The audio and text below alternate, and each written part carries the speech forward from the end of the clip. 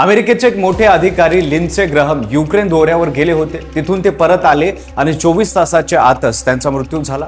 Donald Trump यांनी शनिवारी रात्री त्यांच्याशी फोनवर बोलणं केलं होतं आणि तेच त्यांचे शेवटचं बोलणं ठरलं.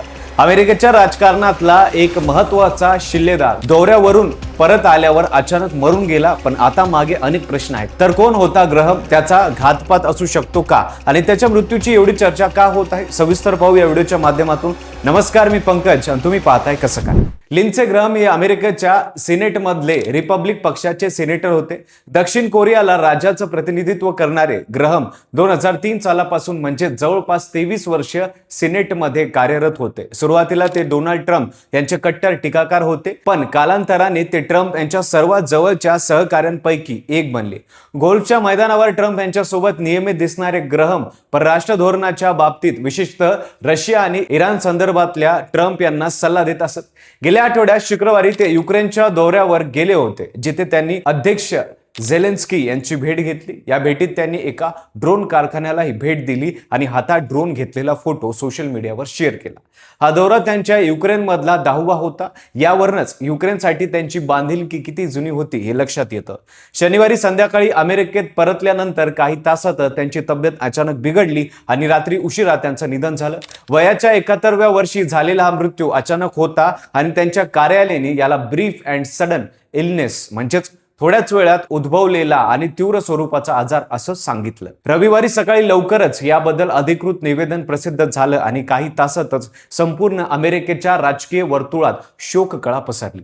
घटनेचा घटनाक्रमांक पाहिला तर एक गोष्ट स्पष्टपणे समोर येते. निधनाच्या काही दिवस आधीच ग्रहम यांनी एक मोठी घोषणा केली होती. सिनेटर रिचर्ड ब्ल्यूमेंथन यांच्यासोबत मिळून त्यांनी रशिया विरुद्ध निर्बंधाचं विधेयक तयार केलं होतं, ज्याला सॅन्क्शनिंग रशियन ऍक्ट असं नाव देण्यात आलं.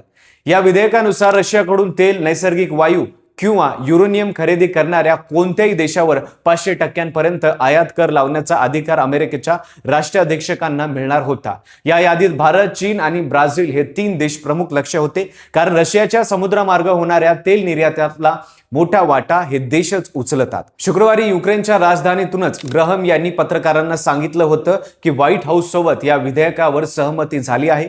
हे बोलल्याच्या अवघ्या काही तासातच अमेरिकेत परतल्यावर त्यांचा मृत्यू झाला. या घटना क्रमांकामुळे साहजिकच अनेक तर्क वितर्क सुरू झाले. काही सोशल मीडिया युजर्सने आणि इराणी मीडियाने यामागे षडयंत्राची शक्यता वर्तवली. काही दिवसापूर्वीच डोनाल्ड ट्रम्प यांनी असंही म्हटलं होतं की इराणकडून अमेरिकन नेत्यांना लक्ष्य करण्याची यादी तयार असल्याची माहिती मिळाली आहे आणि त्या यादीत स्वतः ट्रम्प पहिल्या क्रमांकावर असल्याचं त्यांनी सांगितलं होतं. ग्रहम हे इराण विरुद्ध युद्ध सुरू ठेवण्याच्या बाजूचे होते, त्यामुळे त्यांच्या अचानक मृत्यूनंतर विषप्रयोगाच्या शक्यतेबद्दल चर्चा रंगतीये. मात्र स्पष्टीकरण नमूद करणं गरजेचं आहे की इराण किंवा इतर कोणत्याही देशाचं या मृत्यूशी संबंध असल्याचा कोणताही अधिकृत पुरावा अद्याप समोर आलेला नाही. कोणत्याही अमेरिकन तपास यंत्रणेनं किंवा गुप्तचर्य संस्थेने असा दावा केलेला नाही. त्यामुळे या चर्चा केवळ तर्क आणि संशयाच्या आहेत. वैद्यकीय तपासातून समोर आलेली माहिती वेगळंच काही सांगते. वॉशिंग्टन DC यांच्या वैयक्तिक परीक्षकांनी दिलेल्या प्राथमिक अहवालानुसार ग्रहम यांचा मृत्यू एरोटिक डिसेक्शन या स्थितीमुळे झाला, जी हृदयामुळे होते. सोप्या भाषेत सांगायचं झालं तर हृदयाला रक्त पुरवठा करणाऱ्या मुख्य धमनीत तडा गेला आणि यामागे धमनी कडक म्हणजे रक्तवाहिन्या कडक होण्याचा आजार कारणीभूत ठरला. ही स्थिती अचानक आणि जीवघेणी ठरू शकते आणि वैद्यकीय दृष्ट्या हे तसं दुर्मिळ नसलं तरी युक्रेन दौऱ्यानंतर लगेच हे घडणं यामुळे लोकांच्या मनात प्रश्न निर्माण झाले. ग्रहम यांच्या निधनाचे पडसाद केवळ अमेरिकेतच नाही तर जगभरात उमटले. अध्यक्ष झेलेन्स्की यांनी शोक व्यक्त करत ग्रहम यांच्या युक्रेनसाठीच्या सातत्यपूर्ण पाठिंब्याचा आणि 10 युद्धकालीन दौऱ्याचा उल्लेख केला. इस्रायलचे पंतप्रधान बेंजामिन नेतान्याहू यांनीही शोक संदेश पाठवला आणि ग्रहम यांना इस्रायलचा जवळचा मित्र म्हटलं. डोनाल्ड ट्रम्प यांनी सोशल मीडियावर त्यांना श्रद्धांजली वाहताना एक अस्सल अमेरिकन देशभक्त असं म्हटलं आणि अमेरिकेचा राष्ट्रध्वज अर्धावर उतरवण्याचे आदेश दिले. सेनेटमधील बहुसंख्य नेते जॉन थ्यून यांनी सेनेटच्या सभागृहात भाऊक होत त्यांच्या आठवणी सांगितल्या आणि या मृत्यूनंतर सर्वात मोठा प्रश्न उरतो तो म्हणजे त्यांनी सुरू केलेल्या रशिया विरोधी निर्बंध विधेयकाचं पुढे काय होणार. हे विधेयक अमेरिकेच्या प्रतिनिधी गृहातून आधीच मंजूर झालं आहे, पण सिनेटमध्ये त्याचं स्वरूप बदलण्याची चर्चा सुरू आहे. ग्रहम यांच्या निधनानंतर सिनेटर्सनी त्यांना श्रद्धांजली म्हणून हे विधेयक पुढे नेण्याची इच्छा व्यक्त केली आहे. पण मूळ विधेयकातील 500% कराराची तरतूद काहीशी सौम्य केली जाण्याची शक्यता आहे. भारत, चीन आणि ब्राझील सारख्या देशांसाठी महत्वाची बाब आहे, कारण या विधेयकाला घेऊन येणारा आता या जगात नाही. ग्रहम यांच्या राजकीय संबंधामुळे हे विधेयक पुढे नेणं जितकं सोपं होतं तितकं आता राहणार नाही, कारण त्यांच्या दोन्ही पक्षातील नेत्यांशी असलेले वैयक्तिक संबंध या विधेयकाला बळ देत होते. लिंडसे ग्रहम यांचं निधन हे केवळ एका सिनेटरचं जाणं नाही, तर अमेरिकेच्या परराष्ट्र धोरणातल्या एका महत्वाच्या टप्प्याचा शेवट आहे.